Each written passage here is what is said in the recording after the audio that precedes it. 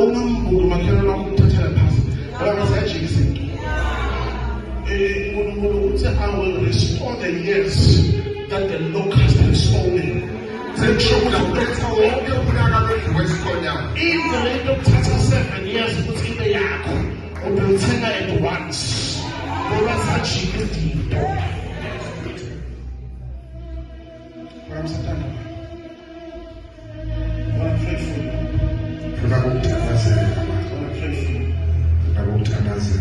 What do you want God to do for you?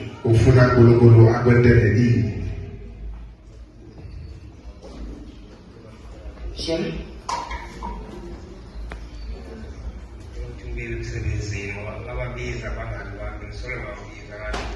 Usebenza bo?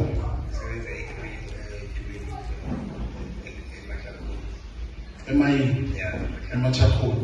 Phamsatana. Okay, yalkuswama sebenza. Kungenxa yemfati wakho. Jesus. Ngoba mzakho ubaganyela bonke ubagezele bonke hayi nakuleni bantu.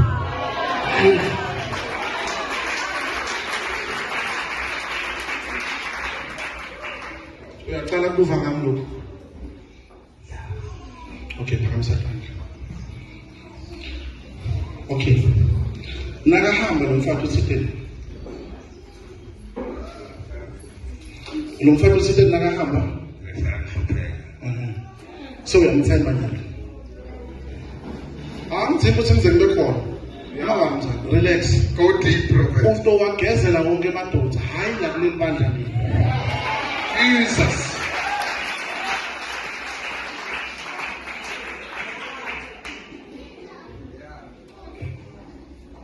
Impilo yomuntu iphethwe nguJehova laphatha komnyama. Jesus. Nabakulahlile lahleka. Ungazami imizamo. Nabakulahlele njani? Lahleka.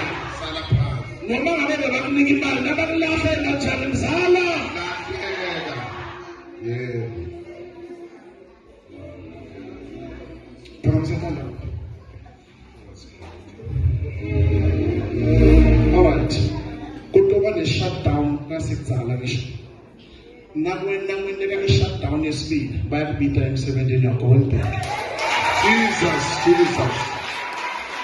My God. And lo mfati uhambe ngoba ulahlekelwe emsebenzini. Siyathi usala uhlupheka ngoba ulahlekelwe emsebenzini. Namuhla Jehova ureletha isiporo samnyawo lo msebenzi bakubita emsebenzini. Jesus. Emadoda. Kunemuntu lethi mngami yena umntu wemoto yakho umfaka imali yakhe akasimfati wakho. Kunemuntu sithelo gane imali endoda akagane indoda. Kungaba koyifatha le ndoda noma milele yakhona iyangibhora ubhora ngoba ubagane yona uganele imali. Yebo. Ya, bosolunga mfakso yakho. Uyangibhora shame nobani noya. Uyafisa imali angihlele ngabantu othile mzala. Yena uyangibhora uze nakakhuluma amabatha. Alithe ukuthi uelevate abanyana. Athayela kabayithephe yami. Oyena hayi yena akasemnyama kakhulu ucute. Ubonele moto ngolomini. Yama mfundisi. Kuthe lokuthi sebabona ngathi umdloshana. Afati noma ungathatha imali uyibambe simhlele. Bayafika umhlele bathi